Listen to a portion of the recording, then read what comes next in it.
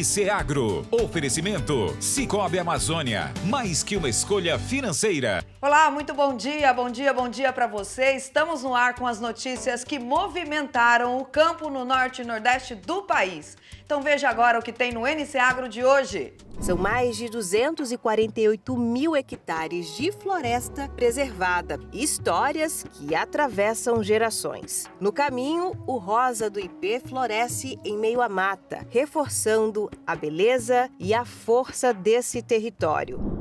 A Fazenda Santa Rosa virou referência regional no cultivo de frutas cítricas. A apenas alguns quilômetros de Manaus, a colheita é farta na região. Os números da produção ajudam a explicar a importância da cultura para a comunidade. A cada safra, o campo renova a expectativa dos produtores e fortalece a presença do abacaxi como uma das principais culturas da região. Mesmo com a oscilação da safra, a procura vai se intensificando com a chegada dos festejos juninos. A tecnologia tem ganhado cada vez mais espaço no campo. No Amapá, uma ferramenta criada por uma startup local está ajudando produtores rurais a organizar a produção, controlar despesas e planejar melhor as atividades da propriedade. O caroço do açaí foi reutilizado para limpar o solo. O resíduo, que sempre foi desperdiçado, é apontado como uma solução para áreas contaminadas por metais. Vai ser uma costela em tiras e a gente vai fazer um vinagrete de milho verde também na brasa. Esse milho verde que a gente vai assar na brasa com tomatinho cereja, uma pimentinha de cheiro, apresentar a chicória, o coentro da nossa terra, uma raspa de limão. Eu espero que vocês gostem também desse acompanhamento, que a carne eu sei que não tem erro.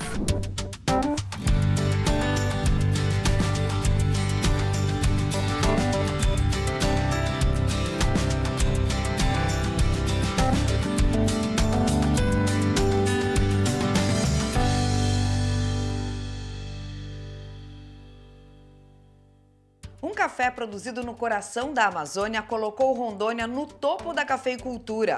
Nossa equipe foi até a terra indígena 7 de setembro, em Cacoal, conhecer a história do povo Paiter-Suruí e entender como o café robusta amazônico se transformou em símbolo de resistência, desenvolvimento e orgulho.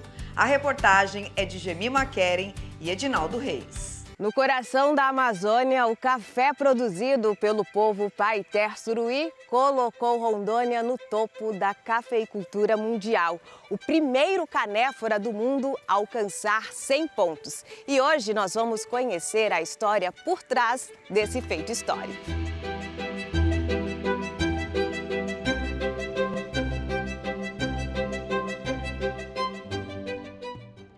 A jornada até esse café começa longe dos centros urbanos. Saímos de Porto Velho e percorremos cerca de 481 quilômetros até Cacoal, a capital do café em Rondônia. De lá, mais 45 quilômetros de estrada de chão nos levam até a terra indígena 7 de setembro, onde vive o povo Paiter-Suruí. São mais de 248 mil hectares de floresta preservada, histórias que atravessam gerações. No caminho, o rosa do ipê floresce em meio à mata, reforçando a beleza e a força desse território. Foi dessa produção que nasceu um marco histórico. O primeiro café da espécie canéfora do mundo a alcançar a pontuação máxima de 100 pontos em avaliação internacional, um reconhecimento que colocou Rondônia no mapa da cafeicultura de excelência mundial. Para o cacique Rafael Suruí, essa conquista carrega muito mais do que reconhecimento. O café se tornou um símbolo de identidade, união e futuro para as famílias que vivem da produção. É uma honra que hoje em dia o consumidor fala que esse café é robusta amazônica. Falar nisso, a gente fica muito agradecido com o consumidor, porque até hoje esse café que 100 pontos, a gente já contribuiu a 5 estados, né? Rio Grande do Sul, São Paulo, Brasília, Porto Velho, Minas Gerais. E então valeu a pena esse nosso trabalho, que é mostrar que tem produto melhor do país, né? Dentro da terra indígena 7 de setembro, o povo Paiter-Suruí mantém uma relação de respeito com a floresta. É desse território preservado que nascem as águas, a cultura e o café que hoje ganha reconhecimento mundial. Aqui, produzir também significa preservar. Que a gente trabalhando e preservando, isso é uma muito vantagem para nós, povo indígena. E valorizando o nosso cultura e preservando a natureza e trabalhar no café. Cada etapa da produção por aqui respeita o tempo da natureza e os conhecimentos passados de geração para geração. E o resultado está na qualidade dos grãos e no impacto social que o café trouxe para dezenas de famílias indígenas. Mas o conhecimento não está apenas no cultivo. Os jovens da aldeia também aprenderam a transformar o café em experiência, unindo técnica, estudo e valorização da própria cultura. Alguns já foram reconhecidos em competições como melhores baristas, mostrando que o talento indígena também se destaca na arte de preparar um café especial. É muito orgulho para poder fazer o café que eu fiz, o café que a gente fez mesmo e a gente está fazendo. E para mim é um orgulho também como um barista preparando o café. Antes a gente só tomava com café com açúcar. Hoje em dia a gente tudo medida, tanto o grão, tanta água que a gente está fazendo e dá para pessoa que pode estar tomando café. E para mim é um orgulho isso aí para mim. Fui o primeiro campeão da primeira edição Rituais Copa Barista, que a Três Corações promoveu para os jovens indígenas e 25 participantes que fez o curso e 4 finalistas e desses 4 finalistas fui campeão e muito orgulho de preparar o café porque daqui da nossa comunidade foi o cacique Rafael que foi campeão, alcançou a nota máxima 100 pontos e a gente não sabia de dar notas e aromas para o café, por isso a gente incentivou de fazer o curso barismo do café.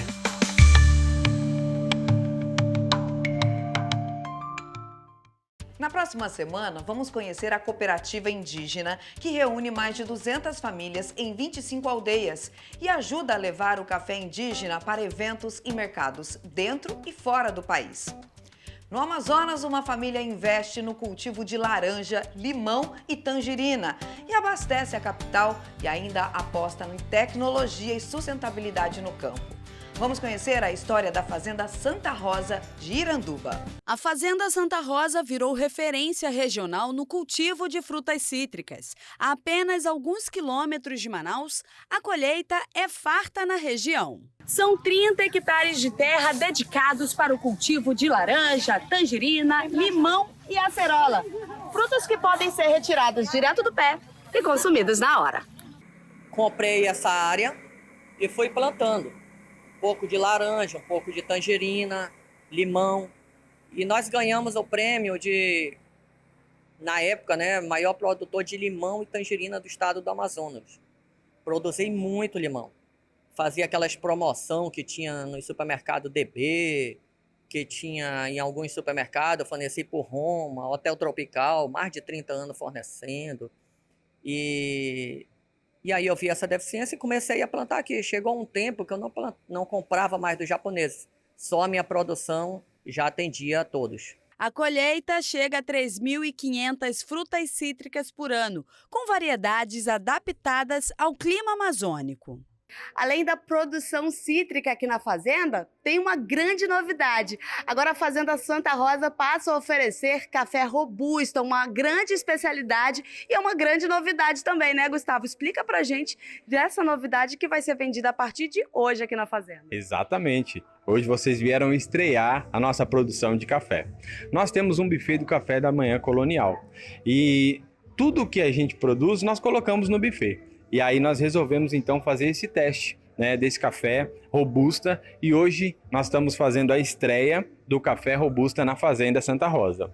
O processo é bem artesanal ainda, como vocês podem ver, né? Aqui eu tenho grãos do café, olha só. O diferencial é exatamente esse, que aqui é só grão do café. Não tem nada misturado aí, não tem pau, não tem pedra. Como grandes marcas produzem grandes quantidades, não conseguem fazer esse beneficiamento que nós estamos fazendo aqui. O manejo também segue orientações técnicas da Embrapa, o que garante frutos de qualidade e uma produção sustentável. Então, uma série de medidas, e esse fruto tem que ser selecionado, classificado, para que ele não vá para o fruto batido, no meio do outro, para não estragar. E o transporte com o maior cuidado, até que chegue na gôndola do produtor, do consumidor final, para ele ter um produto de qualidade. E o produtor, com isso, vai ter agregado valor na sua mercadoria, no seu produto, melhorando a sua situação econômica. A produção é servida aos clientes que visitam a fazenda e sentem a diferença na qualidade dos alimentos.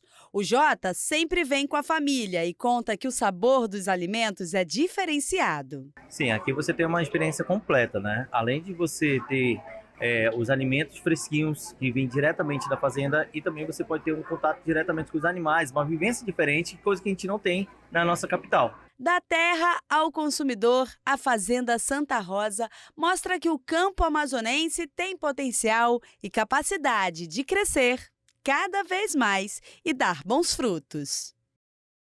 Agora é hora daquele recado importante, Sicoob Amazônia. Deixa eu te contar uma coisa. No campo, a gente sabe que cada etapa exige o apoio certo, seja a força para plantar ou mesmo o recurso para colher. O produtor precisa de um parceiro que entenda do agro e é por isso que a Sicoob Amazônia se destaca. Como cooperativa de crédito, a Sicoob oferece soluções completas, taxas reduzidas para quem vive da terra. Se você já é cooperado, é só procurar sua agência. Mas se você ainda não é e não faz parte do sistema, conheça as vantagens de uma rede que está presente em Rondônia, Amazonas e Roraima. Pra tudo fica bom, pra tudo fica legal, vem pra Sicoob Amazônia fazer crédito rural. Tem as menores taxas e toda a facilidade pra produzir no campo e vender lá na cidade. Conte com crédito rural, Sicoob Amazônia para produzir e crescer ainda mais. E é claro, é muito mais do que uma escolha financeira. Seja você também Sicoob Amazônia.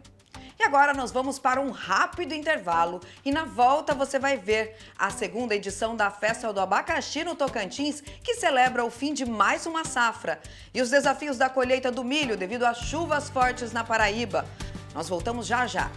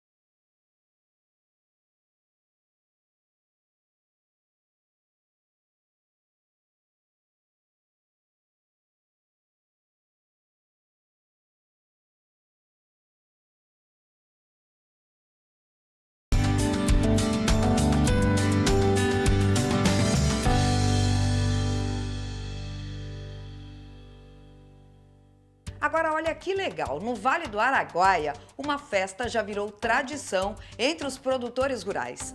A segunda edição da Festa do Abacaxi reuniu moradores, estudantes e agricultores do assentamento Santa Clara, no Tocantins, para celebrar o fim de mais uma safra. Além da comemoração, o evento destacou a importância da fruticultura para a economia e desenvolvimento da comunidade. Depois de meses de trabalho no campo, chegou a hora de comemorar. A nossa equipe saiu de Palmas e percorreu centenas de quilômetros até o assentamento Santa Clara, no Vale do Araguaia, para acompanhar de perto a segunda edição da Festa do Abacaxi. Por lá, produtores rurais celebraram o encerramento de mais uma safra da fruta. A festa foi organizada pelos próprios agricultores da comunidade, uma forma de reunir os produtores, celebrar os resultados da safra e valorizar o trabalho de quem passou meses dedicado à produção da fruta. O evento também reuniu moradores, estudantes e famílias que acompanham de perto o desenvolvimento da comunidade. Gente que cresceu vendo o abacaxi fazer parte da história e da rotina local. Tem mais de 20 anos que minha família está no ramo e agora meu pai, é meu padrasto, minha mãe. Então, para mim é muito importante porque cresci no meio do abacaxi e estou participando da segunda festa do abacaxi. Então, é importante para mim. Esse ano o produtor ele teve um grandes lucros na produção do abacaxi, a perca foi muito pouca e graças a Deus podemos falar, faturaram bem, graças a Deus, porque o abacaxi ele não tem força se o produtor não tiver lucro. Os números da produção ajudam a explicar a importância da cultura para a comunidade. A cada safra, o campo renova a expectativa dos produtores e fortalece a presença do abacaxi como uma das principais culturas da região. Hoje nós vamos ter aproximadamente 15 milhões de muda plantada esse ano. Então, com a ajuda do município e mais alguns compradores que tem na região e alguns produtores e incentivo, nós estamos batendo recorde na produção desse ano. Estamos aqui com as lavouras muito bem cuidadas, muito bem plantadas, com a produção muito boa, com fruto muito bom, com qualidade e está sendo até exportada hoje para fora do estado, para fora do Brasil. E quando a produção avança, a comemoração ganha ainda mais significado. Para quem vive o dia a dia no campo, a festa também é um momento de reconhecer o esforço de todos os envolvidos. A produção foi até boa esse ano, graças a Deus. Vem aumentando muito. Não pode reclamar, vem um super aumento. Plantei um pouco a mais, né? Que vem um índice maior, não aumenta boa. A fruta também é fonte de sustento para produtores que dedicaram boa parte da vida ao cultivo e acompanharam de perto o crescimento da produção no assentamento. Tem um ano que dá um fruto bom, outro ano já dá mais ruim, mas a gente vai fazendo muita roça, né, e vai produzindo. Cada dia mais a gente produz mais. Eu comecei com 20 mil, hoje eu produzo 200 mil pés de abacaxi. Realizada pela segunda vez, a Festa do Abacaxi já se consolida como um momento especial para a comunidade.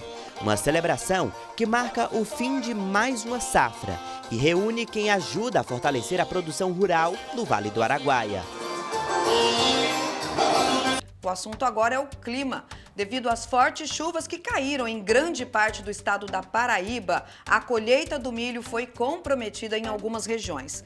Produtores contam como superam esses desafios que já impactam as feiras livres. O milho semeado no mesmo período cresceu de forma irregular. O motivo, o excesso das chuvas que alteraram o desenvolvimento das plantações e frustraram a expectativa de parte dos agricultores paraibanos. Foi um período muito difícil, porque era muita chuva, né? A gente não tinha condição de fazer o enroçado. Alguma pessoa fez um enroçado, outro não fez. Aí você está vendo que a agricultura daqui do Santana é pouca, né? Mas mais por causa do inverno. Foi muita chuva. Na propriedade de seu Cláudio, a colheita revela os efeitos de uma safra diferente da esperada, que vai render apenas para o consumo familiar. Que tipo de milho o senhor planta? Eu planto milho híbrida. Ou milho híbrida ou o jabotão. É jabotão que ele chama? Parece que é, o que cresce mais do que esse aqui. Entendi. Aí porque nós faz para fazer ração para bicho no verão. Entendi. Ou seja, o milho você colhe e aí você garante a ração para o bicho depois no verão. No verão. Mas com essa chuva também teve prejuízo nessa quantidade. E grande. Eu acho que 70% nós temos prejuízo. Como acontece em boa parte do Nordeste, o calendário do primeiro plantio de milho e outros cultivos como o feijão é associado ao dia de São José, em 19 de março. Mas de lá para cá, o período chuvoso não deu muita trégua. Várias propriedades rurais, principalmente da região do Agreste Paraibano, tiveram redução na produtividade. A gente tem aqui 16 comunidades, 16 sítios no distrito de Galantes, certo? O trator veio, mas na época que o trator veio, a chuva, o inverno esse ano, ele começou mais cedo aqui no nosso distrito, certo? Para ajuntar água, mas para a agricultura não foi tão boa. Entendi. E aí o milho nasceu assim, todo irregular? Todo irregular. Pé nasceu, o outro não. E a gente vê a passagem aí que o milho está um pouco amarelado, né? Porque é muita água e o milho tem de ter água e sol. Ele tem de nascer naquele período que chove, faz 3 dias de sol, vem a chuva, ele nasce com outra saúde. A realidade aqui do campo, claro, tem reflexo direto na vida do consumidor. E a gente vai agora para a Feira Central de Campina Grande, uma das maiores do Nordeste, para mostrar como é que está a oferta e a procura do milho. Mais do que isso, o impacto que a chuva realmente trouxe para o bolso do consumidor.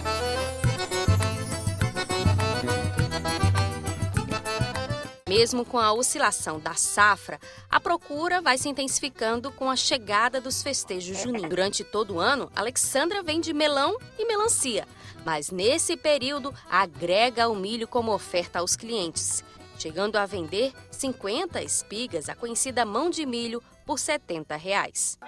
Por enquanto, a gente ainda está vendendo de 70, de 60. A gente não sabe quando chegar a aproximação da fogueira, né? Sim. É o ideal esse ponto aqui. Aqui tá bom para cozinhar. Para fazer canjica ele tem que ser mais maduro. E aí o pessoal tem que esperar um pouquinho para esse milho com esse ponto chegar aqui na feira. Mas durante a semana a gente tem mais maduro. É. É porque hoje só chegou o verdinho. Vindo de diversas regiões do estado e até de fora, representa esforço da agricultura familiar, renda e também identidade. Aqui é da Paraíba, de Cabaceira. É. Mas a gente recebe milho aqui do Rio Grande do Norte, do Pernambuco, de todo canto. Entendi. Essa chuva que a gente teve em maio aí, nesse período anterior a junho, teve muita chuva por aqui. Interferiu no milho. Rapaz, teve uma perda significativa, porque alagou, né? Mas que melhor que o ano passado, vai dar muito milho esse ano. Primeiramente, nosso pai, né? Daqui, as espigas, em diferentes estágios de maturação, viram receitas que ajudam a contar a história dos festejos juninos e que acolhem como comida de mãe. Tô levando milho para cozinhar para o neto, que vai chegar de João Pessoa, e tô levando milho para fazer uma canjiquinha para janta. E aí tem diferença para um e para outro? Tem diferença. Não, é o preço só. 5 por R$5. Mas tem diferença no tipo de milho? Tem, no tipo de milho. Para cozinhar, a senhora leva qual? Para cozinhar eu levo verdinho. E para fazer a canjica eu levo ele mais maduro. Entendi. Que a canjica fica mais gostosa. E me diga uma coisa, por que a gente consome tanto milho nessa época? Me diga, porque a comida é quentinha? É porque é quentinha, é boa. Uma canjiquinha quentinha toda noite é bom demais. Queijinho de coalho assado, né?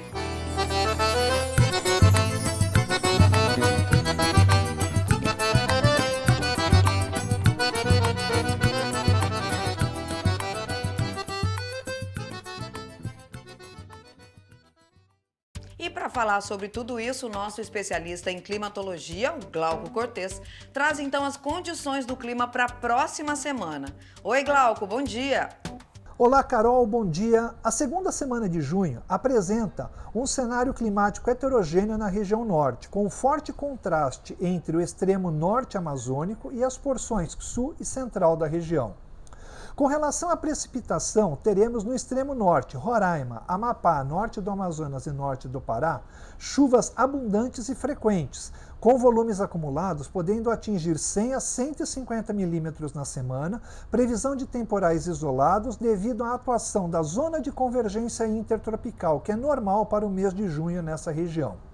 Já na parte central e sul da região, Tocantins, sul do Pará, Rondônia e Acre, a precipitação será regular e escassa, com volumes de 5 a 20 milímetros, caracterizado por pancadas isoladas e rápidas, insuficientes para a recuperação da umidade do solo. As temperaturas irão oscilar de 22 a 32 no extremo norte e de 18 a 38 no sul da região, com destaque para a grande amplitude térmica na parte sul, característica típica do inverno.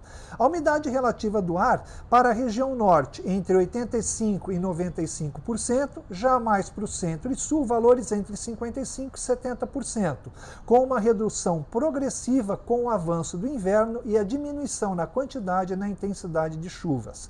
Para a agricultura, no norte, úmido, será favorável para o plantio da mandioca, plantio do arroz irrigado, e devem ser evitadas a colheita do mandioca, o plantio do milho e do feijão e a colheita do arroz.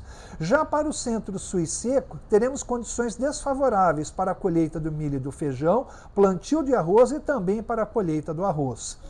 Já no estado da Paraíba, nós vamos ter um padrão característico com período chuvoso de inverno nordestino, com precipitações ainda significativas. No litoral e na zona da mata, as chuvas serão de moderada a forte, com volumes entre 35 e 60 milímetros. No agreste, chuvas irregulares, variando de 20 a 40 milímetros, e no sertão e Cariri, uma precipitação mais escassa e irregular, com valores atingindo no máximo 15 milímetros. As temperaturas vão variar entre 19 e 29 graus no agreste, no sertão e Cariri 21 a 33 graus. Umidade no litoral entre 80 e 85%, no agreste 70 a 80% e no sertão mais baixo, valores entre 50 e 60%. Considerando a agricultura, no litoral e zona da mata será muito boa para a colheita da cana-de-açúcar e para o plantio de milho. Já para o agreste teremos condições favoráveis para o plantio de feijão, para a colheita do feijão e o plantio de milho. Já para o sertão e Cariri, será favorável somente para o plantio de feijão e também do milho. Falando sobre o fenômeno El Niño, no status atual ele está de fraco a moderado, devendo evoluir para forte entre setembro e outubro, com previsão de pico entre dezembro e fevereiro de 2027. Tanto a região norte quanto o estado da Paraíba apresentarão na semana um padrão climático típico da estação de inverno, sem influência do fenômeno El Niño, que ainda está em formação. E agora vamos para um rápido intervalo e na volta tem uma tecnologia que tem ajudado produtores a melhorar a gestão das propriedades rurais no Amapá e a primeira exportação de carne do Acre para Singapura. A gente volta já.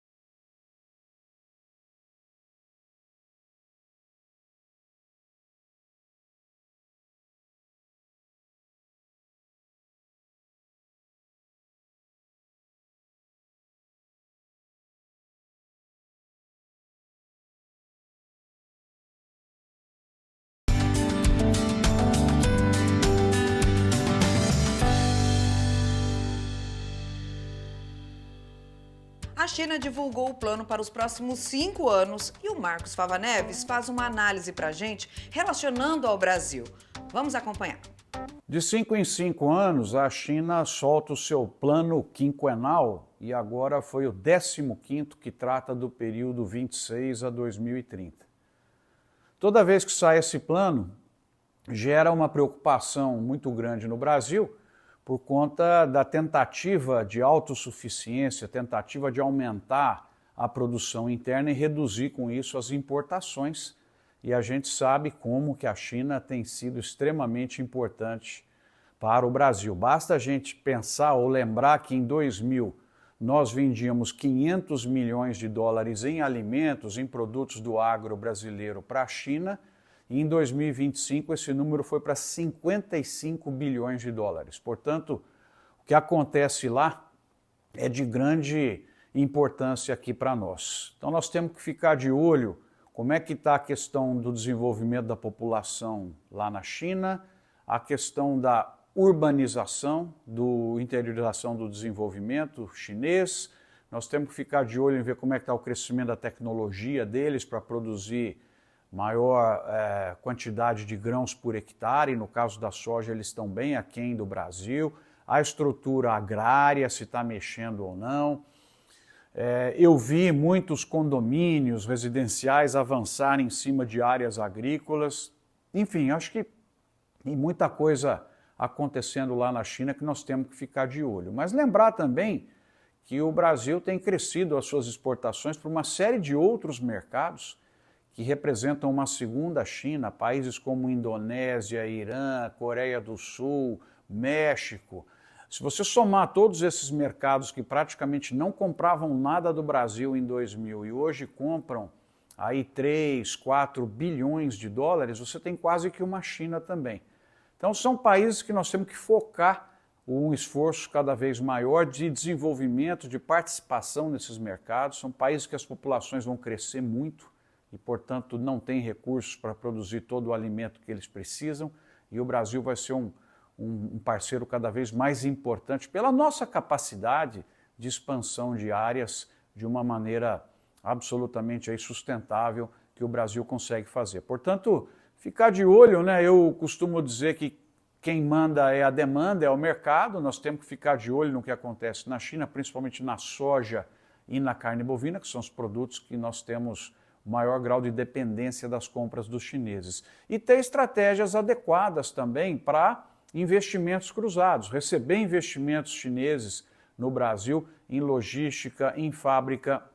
Fizeram recentemente um grande investimento no Porto de Santos, e as empresas brasileiras também construírem posições na China para fazer a parte final da cadeia produtiva, uma última agregação de valor, uma embalagem, chegar mais próximo aí dos mercados também. Então eu vejo assim que tem que preocupar sempre que alguém fala que vai diminuir a importação, mas eu acredito que as oportunidades são maiores do que as ameaças aí para continuar esse crescimento, principalmente o chinês que experimentou bife, gostou de bife e está indo cada vez mais do campo para a cidade. Enfim, eu vejo um conjunto muito grande de oportunidades aí. A tecnologia tem ganhado cada vez mais espaço no campo e ajudado produtores a melhorar a gestão das propriedades rurais. No Amapá, uma ferramenta desenvolvida por uma startup local está facilitando o registro da produção agrícola, organizando informações pelo WhatsApp e até contribuindo para o acesso ao crédito rural. A tecnologia tem ganhado cada vez mais espaço no campo. No Amapá, uma ferramenta criada por uma startup local está ajudando produtores rurais a organizar a produção, controlar despesas e planejar melhor as atividades da propriedade. Tudo isso de forma simples, pelo WhatsApp. A Mais3 é uma startup que foi fundada no Amapá, em Macapá, em 2022. E a partir daí a gente desenvolveu um software que faz com que produtores, agricultores familiares possam fazer rastreabilidade e gestão agrícola. Porém, no meio dessa caminhada, a gente entendeu que o produtor familiar e utilizar um software, utilizar um aplicativo, era uma dificuldade. Então, a gente entra num cenário onde a maioria dos usuários eles são tem pouca instrução, tem um grau de analfabetismo. Então a gente entendeu que ter um aplicativo, ter um software mais complexo, isso seria uma dificuldade, seria uma barreira de entrada até mesmo para a gente que está ali nesse meio. A proposta é tornar a tecnologia acessível para quem vive e trabalha no campo. Com os dados organizados em uma única plataforma, o produtor consegue acompanhar custos, produtividade e resultados da safra. Informações que ajudam tanto na tomada de decisões quanto na busca por financiamentos e crédito rural. Em Porto Grande, produtores de abacaxi já utilizam a ferramenta no dia a dia. É uma ferramenta que vem nos trazer conhecimento e políticas públicas no campo, para ensinar como nós trabalhar na agricultura, no pesado, no leve, de todos os jeitos. Ela veio nos ensinar como nós controlar o nosso trabalho no campo, nossos gastos.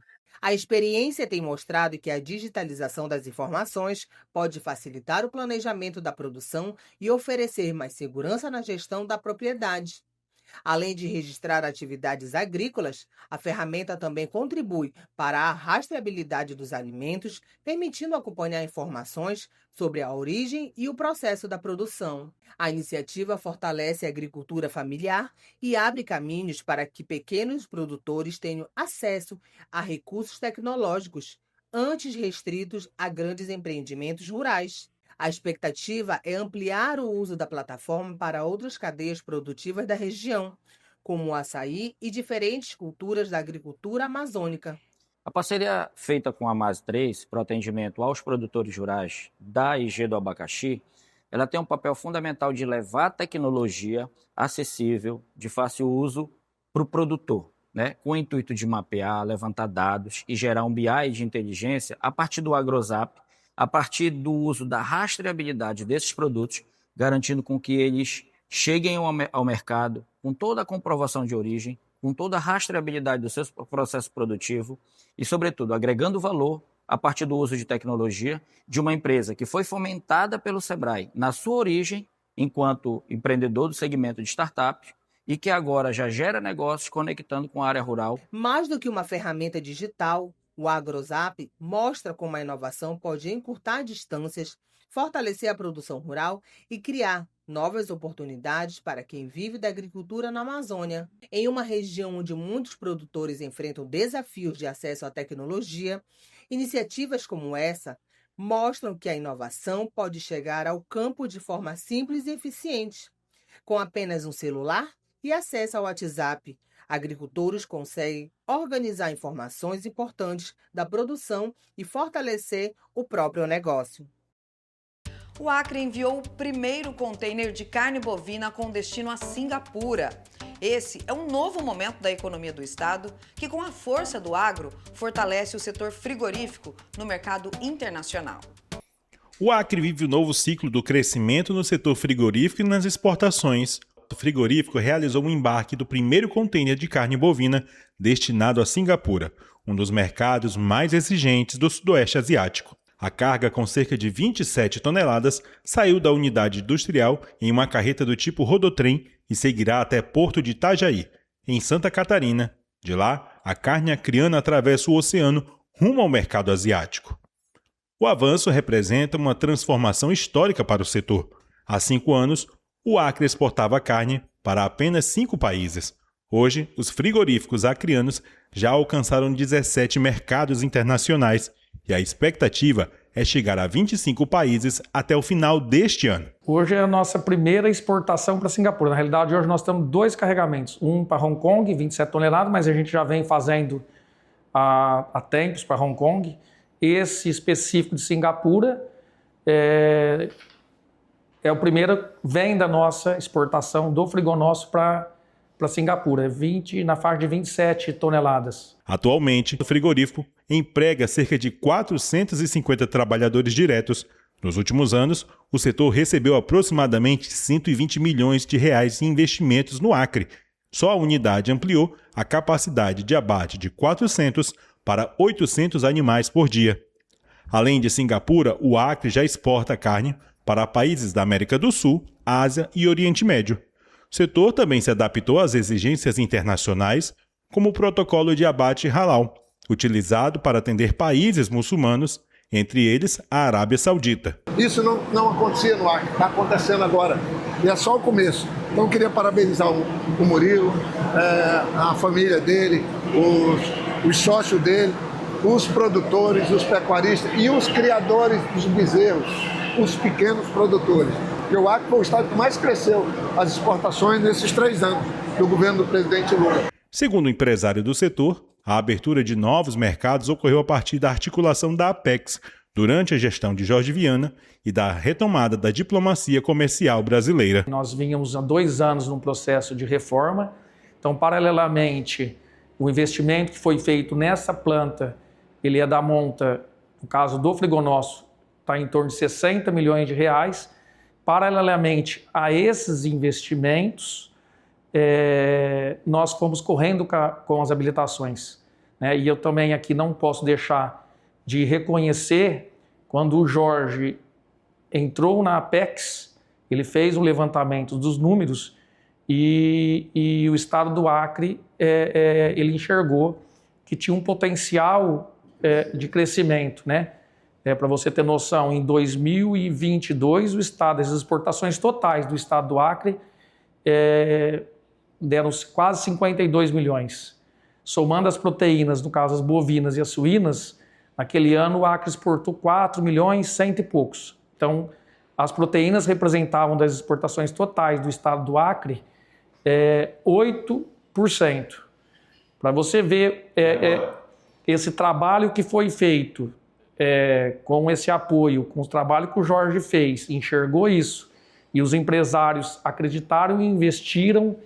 Em 2025, o estado do Acre exportou exportações totais 98 milhões e a parte das proteínas bovino e suíno por volta de 40 e poucos milhões, representando já 40 e poucos % das exportações. Com novos investimentos, aumentando a produção e a presença crescente no mercado internacional, o Acre consolida a pecuária como uma das principais forças da economia estadual.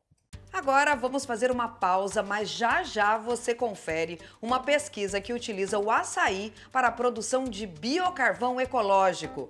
E no quadro da Origem ao Sabor, uma receita com carne, com convidados pra lá de especiais. Não saia daí que a gente volta já já.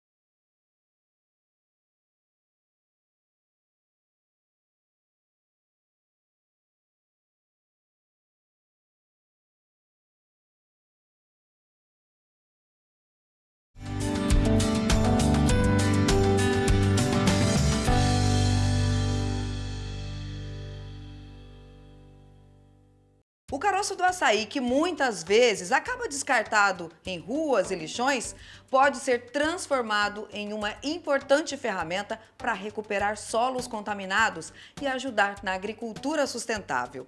Pesquisadores da Universidade Federal Rural da Amazônia estão desenvolvendo um biocarvão ecológico produzido a partir do resíduo do fruto amazônico.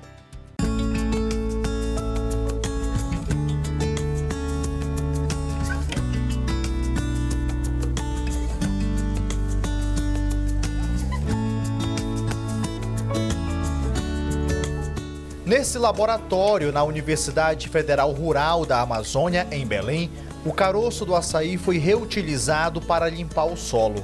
O resíduo, que sempre foi desperdiçado, é apontado como uma solução para áreas contaminadas por metais. Agricultores poderão utilizar o recurso para melhorar as produções. O biocarvão, biochá feito do caroço de açaí, ele tem uma nova saída e oportunidade para os pequenos, médios e grandes produtores. Ele tem a função de melhorar a qualidade desse solo, tanto quimicamente quanto fisicamente. Então, esse biocarvão ele tem nutrientes a fornecer para o solo, melhorar essa nutrição desse solo, a fertilidade desse solo para que as plantas consigam crescer, desenvolver e ter uma produtividade. Essa solução para melhorar as plantações se chama biocarvão, ou simplesmente biochá, que nasce da união ciência, preservação ambiental e agricultura familiar. Nossos solos da Amazônia, por si só, eles já são ácidos. Então, vários trabalhos que nós temos feito, ele aumenta esse pH do solo, deixando um pH ideal para a absorção desses nutrientes para a planta. Vale ressaltar também que este biocarvão ele tem uma capacidade muito grande de retenção hídrica.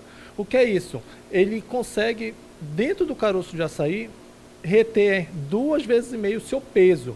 Ou seja, em períodos de escassez de água, esse biocarvão ele consegue segurar essa água e liberando para essas plantas lentamente essa água e a planta tendo o menor dano de status hídrico dentro dela. O caroço do açaí não precisa mais ser descartado. Ele é um grande aliado do produtor rural. Pode ser 100% reaproveitado, sendo uma grande fonte de energia para o solo da Amazônia, para o solo do planeta, contribuindo com a agricultura.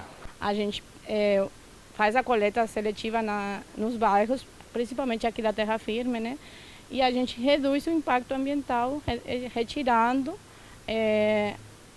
das batedeiras de açaí, a gente retira e utiliza aqui, gera um novo produto para a produção do biochá. Os experimentos continuam sendo desenvolvidos pelos estudantes, bolsistas do projeto da UFRA, para descobrir em quanto tempo, após a aplicação no solo, o biocarvão já faz efeito. A gente faz, aqui no nosso projeto, a gente deixa ele em torno de 30 a 40 dias no solo, para depois o produtor colocar o que ele for utilizar no solo, a cultura, no caso podendo ser espécie florestal, ou espécies agrícolas. Mais do que um simples caroço, após a extração da polpa, quando transformado em carvão ecológico, passa a ser um bom meio de geração de energia para o solo, além de contribuir diretamente com o meio ambiente e a economia. O biocarvão, além de a gente estar fazendo a retirada desse material que antes era jogado e descartado sem quase nenhuma utilidade, também diminui o risco de doenças para a população. Esse biocarvão aí, sendo testado, sendo trabalhado, ele vai começar a ter uma viabilidade econômica, ele vai ser comercializado. E aí o produtor, a partir dessa comercialização, ele, em vez de descartar esse material, ele começa a vender, ou seja, mais uma fonte de renda para ele. O ouro da Amazônia é muito mais do que um fruto. É essencial para o futuro de uma agricultura mais sustentável e inovadora.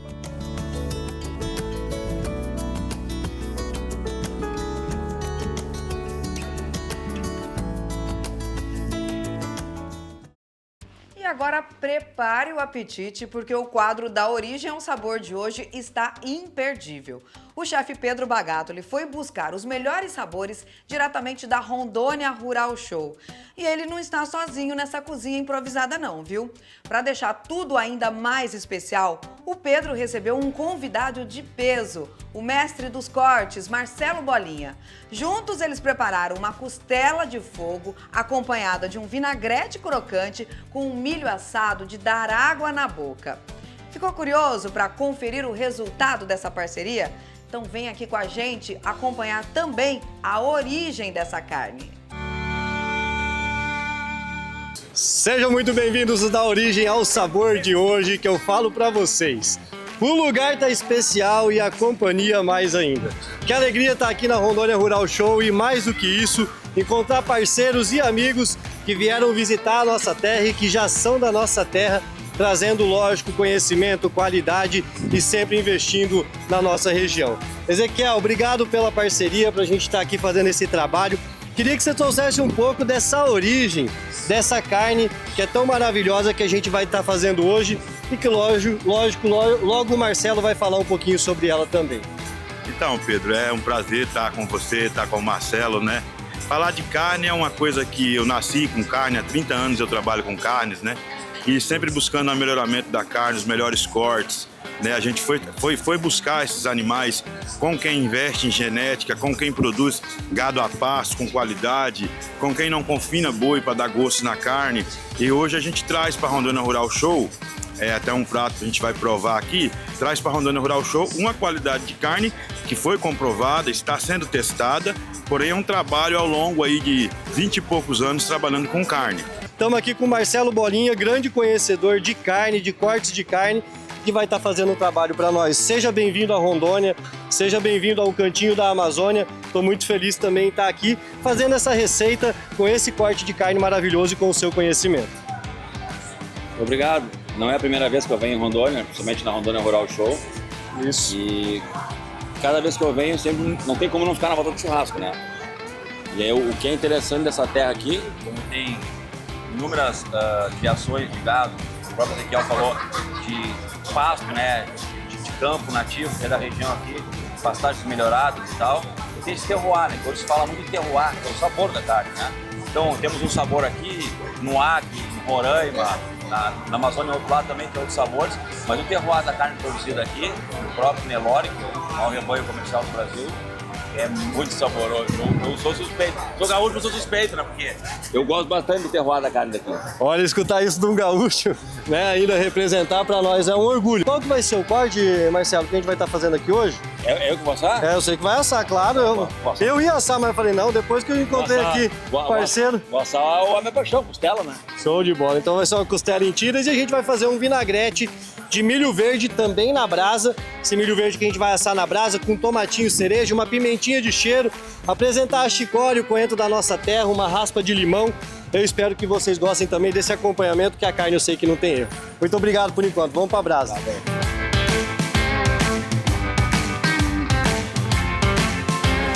E o primeiro passo aqui da nossa receita, já começando com o milho na brasa. Uma brasa forte, daí vai virando de todos os lados, para sim dar aquela tostada, certo? E esse sabor vai ser importante, esse defumado vai ser importante para o sabor do nosso vinagrete. Logo o Marcelo vai vir aqui para poder fazer a carne, mas primeiro eu vou iniciar com o milho, porque depois eu tenho que cortar ele, assar ele primeiro, e se a gente começar o milho com a carne, os dois terminam junto, mas aí não dá tempo de finalizar o vinagrete. Por isso que eu vou começar um pouquinho com ele antes. Então vai o milho na brasa e já aproveitando também, a gente vai colocar a cebola, tá? Com casca e tudo. Você pode utilizar, óbvio, lavada, você pode utilizar. Antigamente meu pai e minha mãe colocava direto na brasa para queimar a casca da cebola mesmo e fazer uma salada de cebola. Nesse caso a gente vai colocar aqui na grelha e vai deixar ela assar bem de todos os lados também. Uns 20 minutinhos virando de todos os lados até o milho ficar assim, ó. Um amarelo mais vivo, que ele estava bem novinho, bem clarinho. E esse dourado em volta dele é o ponto do cozimento. Ele já está bem macio, já até tirei um ali para tirar da espiga, ele está bem macio. E a cebola também, ela fica mais macia quando ela está bem assada. Então nesse caso, a casca já soltando, a cebola bem macia. Vou tirar, vou tirar o milho da espiga e também vou tirar a casca da cebola e cortar ela para depois fazer o nosso vinagrete, enquanto o Marcelo vem aqui fazer a carne e explicar um pouco do detalhe da brasa e desse corte especial que ele vai fazer.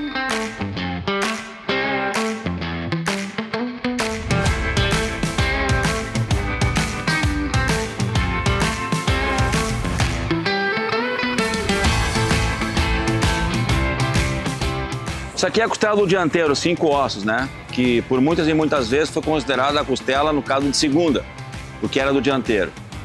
Porém, nesse momento que os animais melhoraram muito a qualidade, pode notar que o osso é bem fininho e ela tem um grande volume de carne e marmoreio. Porque é nessa fase aqui, onde esse corte está localizado no corpo do animal, a costela trabalha menos, então ela cria marmoreio. Vem com esse volume de carne e carne macia nos animais de qualidade de hoje. E a costela do dianteiro entrega muito, principalmente para as mulheres que gostam de uma costela, mas não gostam daquela gordurona e gostam de sabor e carne. Aqui nós temos uma costela perfeita e os maiores admiradores são as mulheres.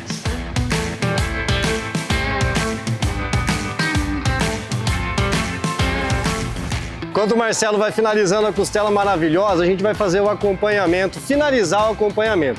Milho foi na brasa, cebola também. Já tirei o milho da espiga, já piquei a cebola, tirei a casca dela e cortei ela também. Agora a gente vai misturar tudo. Eu tenho um tomatinho cereja, tenho uma chicória, o coentro da Amazônia, pimenta de cheiro, ao invés de utilizar o pimentão, nesse caso vai a pimenta de cheiro, cebolinha picada, uma raspa de limão. Então tudo no detalhe, vou mostrar para vocês porque o segredo não tem nenhum. É só fazer com muito amor e capricho. Então tá aqui. Já o milho verde assado, venho com o tomate cereja. Um tomate cereja aqui já cortado ao meio, lavado. Eu peguei uns meio verde, um mais de vez, como se diz, outro mais maduro. Aqui a cebola assada. E o legal aqui é que essa cebola assada e esse milho verde vai acabar dando uma murchada no tomatinho cereja. Então aqui também a pimentinha de cheiro, essa bem fininha só no detalhe. A chicória, só mostrar aqui para vocês, essa folha que é o coentro da nossa terra. Então ela também bem fininha cortada aqui e a cebolinha picada. Vou deixar um pouco para decorar depois o prato. E aí, um toque legal e bem refrescante para esse nosso vinagrete é uma raspinha de limão. No detalhe, uma raspinha de limão bem de leve, sem pegar a parte branca do limão, só a parte verdinha. Então aqui a gente faz umas raspas para dar um toque ainda mais especial, até porque a costela é mais gordurosa. Então uma acidez para dar uma quebradinha na gordura da costela combina super bem. Um clássico azeite, a gente vai estar utilizando um bom azeite aqui. Um sal, que nesse caso eu trouxe uma flor de sal, mas pode ser o sal comum. E o suco do limão, que muita gente também gosta de usar o vinagre no vinagrete. Eu gosto de utilizar a acidez do limão. Então aqui já está basicamente temperado todos os ingredientes. O que a gente vai fazer? Só mexer com cuidado, para não desmanchar totalmente o tomatinho cereja. E aí a gente já vai vendo a cor que vai ficar esse vinagrete e o cheiro que está aqui para acompanhar essa costela digna de um churrasqueiro profissional que veio de longe para fazer essa costela para nós. Então tinha que fazer com capricho esse vinagrete também. Dá para ver aqui que o Marcelo fez um churrasco impecável, carne rosada, esse filé essa costela em tiro aqui impecável, mais o vinagrete. E aí eu gostei de escutar o que o Marcelo falou aqui do nosso vinagrete da terra, Marcelo. Isso é importante para mim, esse feedback.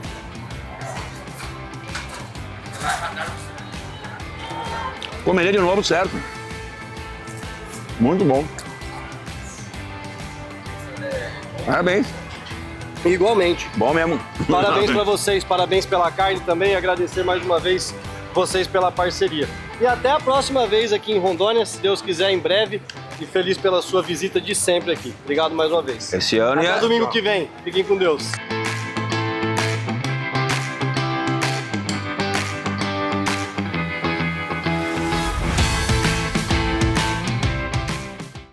Muito obrigada, então, aos convidados que participaram. Uma ótima opção aí para o seu almoço, hein? Se fizer churrasco, tira foto, marca a gente nas redes sociais. A edição de hoje vai chegando ao fim. E você pode rever, compartilhar todo o nosso conteúdo no Instagram, no TikTok, no YouTube.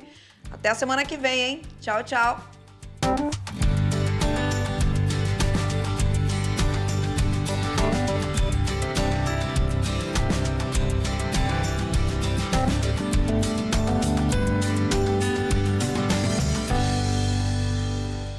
RC Agro. Oferecimento Cicobi Amazônia. Mais que uma escolha financeira.